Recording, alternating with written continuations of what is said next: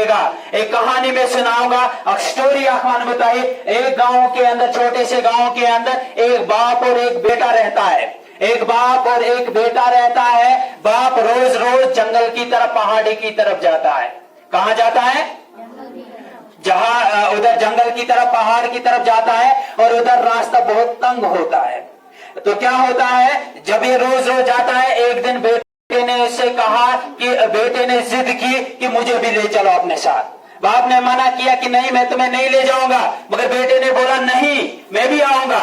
निजी सुनवानत, और बाप ने मान लिया, चलो मैं आपको अपने साथ ले जाऊंगा।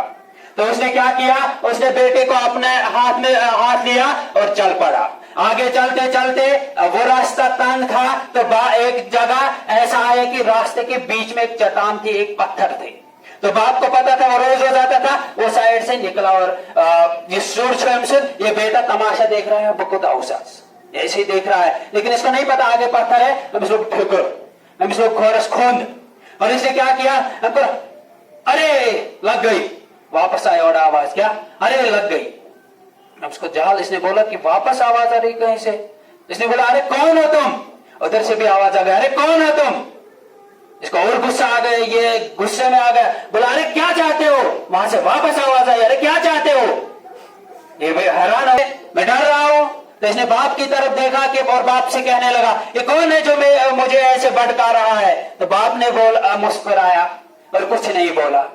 थोड़ी देर हुई तो बाप ने क्या किया, बाप ने ऐसी आवाज मारी। बाप ने बोला अरे मैं तुमसे बहुत प्यार करता हूं। आवाज क्या आई, अरे मैं तुमसे बहुत प्यार करता हूं।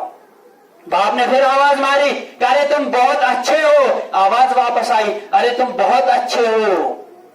तो इससे क्या, बेटा हैरान हो गया कि जो बंदा मुझे यहाँ ऐसे लड़ाई करता है मुझसे, वही मेरे बाप के साथ सही तरीके से बात करता है, क्या वजह है? तो बाप ने उसे सबक दिया कि ये दुनिया है ना, यहाँ जैसे आप चलोगे ये दुनिया वैसे ही चलेगी।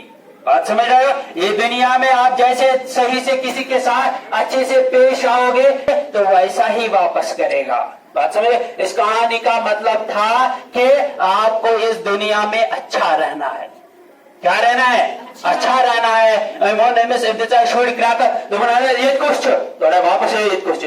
आप कौन हो? वापस आप कौन हो? मगर यही कातिब साहब मोबाइल में तो अरे आप बहुत अच्छे हो। तो वहां से वापस क्या आई आवाज कि आप बहुत अच्छे हो। तो इसका मतलब इस कहानी से हमें यह सबक मिलता है कि आप लोगों को अच्छा बनना है। क्या बनना है? अच्छा बनना है। अब आप बोलोगे सर हमको कामयाब होना है, कामयाब होना है ना? सभी बोलो कामयाब हुई चाहते हो? आप बड़ा बनना चाहते हो? आप इस भीड़ से दूर हटना चाहते हो? हटना चाहते हो कि नहीं चाहते हो? एक फार्मूला बोलूंगा, आपने सबने नाम सुना होगा, DSLR सुना है? DSLR क्या है? DSLR क्या है? कैमरा है, लेकिन फार्मूला है DSLR। याद रखना, जहन में बैठा के रखना, अपनी जिंदगी में अप्लाई करना, जिंदगी में कामयाब हो जाओगे। DSLR हम बोलते हैं कैमरा है, मगर DSLR अगर हम देखेंगे, D का मतलब है ड्यूरेशन। ड्यूरेशन मतलब टाइम। आपको पढ़ना है कभी तो इधर पे मुझे मैथ्स पढ़ना है, आप क्या करोगे? टाइम सेट करोगे, मैं 30 मिनट्स के अंदर मैथ पढ़ूंगा। ड्यूरेशन इसी को बोलते हैं। टाइम सेट करना है तो जहन का तैयार का किताब पढ़ने खतर, मगर टाइम खतर बने हो टाइम सेट। बात समझ रहे हो? टाइम लगाना है। डी का मतलब क्या है?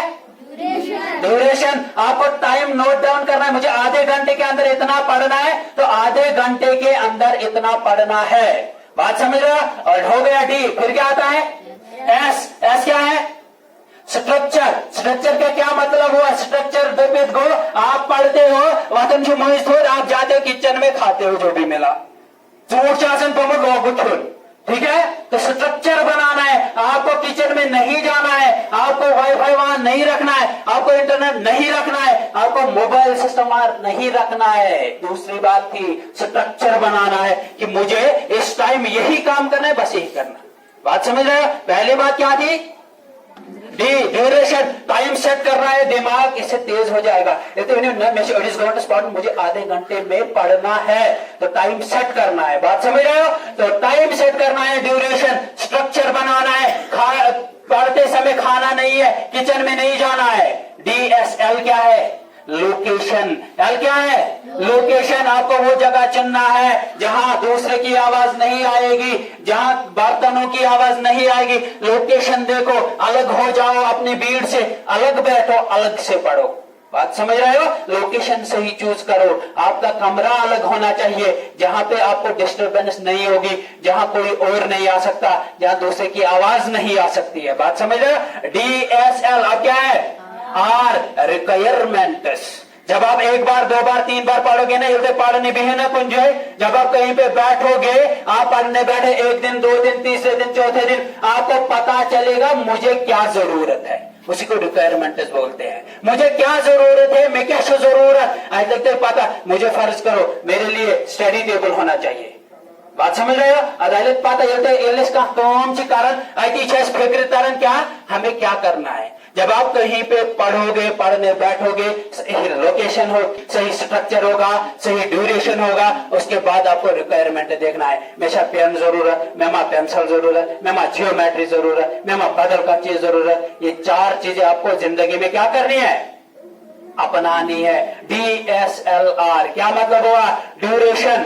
S मतलब स्ट्रक्चर, L मतलब लोकेशन और R मतलब रिक्वायरमेंट। से एक बार, ये दुनिया पता है आजकल क्या मांगता है? ये मांगता है कुछ हटके करो।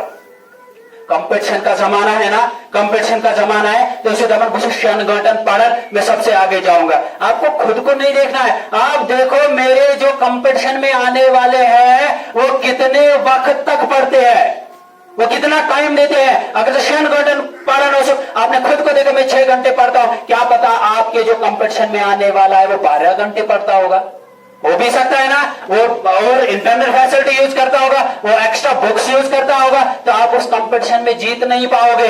इसलिए खुद को नहीं देखना है, आपको उस कंपटीशन में जो आपके साथ है ना, उनको देखना है वो कितनी मेहनत करते हैं। आप क्लास में होंगे, आपको क्लास में देखना है जो मेरे साथ वाले हैं वो कितनी मेहनत करते हैं। बात समझ रहे हो?